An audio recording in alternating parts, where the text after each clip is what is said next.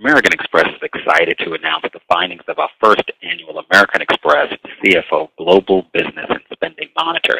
Now, this is the only survey we are aware of that takes the pulse of CFOs and senior financial executives from every region of the world to assess companies' investment priorities and spending plans over the next 12 months.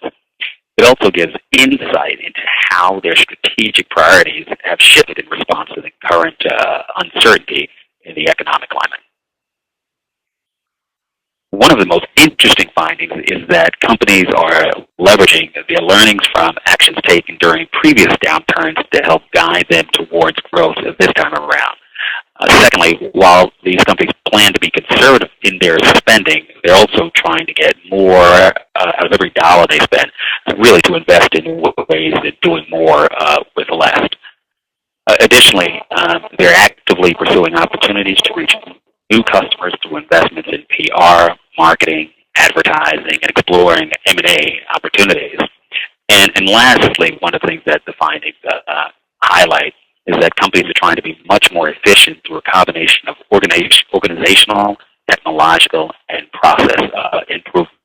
And this is something that these findings are validated even in the discussions that I have on a routine basis with the customers of American Express.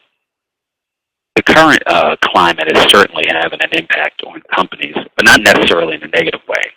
In economic down cycles, we often find that while companies cut back on spending in some areas, they invest more in other areas of their business to continue growing.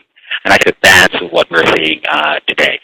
People using this opportunity to take a step back and reprioritize. Another finding that surprised us was the fact that senior finance executives say that in spite of tight budgets, they still plan to invest in marketing and PR activities, really to broaden where and to whom they sell their products and services. Similarly, mergers and acquisitions give companies access to the customer base or expand the services. For example, a look at the recent announcement by CBS to acquire CNET.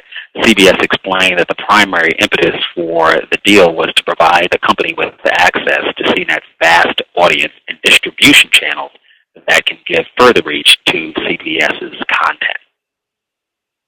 One of the more reassuring aspects of the survey results is that more than 50% of respondents indicate that they anticipate headcount growth over the next year.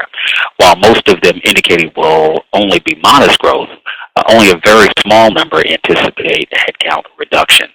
Now, this is certainly good news, and it once again reinforces that companies are not retrenching, but in fact are focused on growth. On the topic of travel, most respondents expect travel frequency to stay the same or increase. At the same time, respondents in every region, save Asia, say that they expect their companies will spend less on travel in the coming year. These results, taken together, suggest that companies will seek to economize on travel and to tighten controls on travel spending, cutting back on non-essential travel like retreats and conferences and more carefully controlling every travel dollar. One of the ways they can do that, for sure, is by putting a company-wide travel policy in place and mandating that employees place all spending on their corporate card so that it is easily monitored and you gain greater compliance. And now this is another thing that we see within American Express with our broad and aerial view of these large global customers.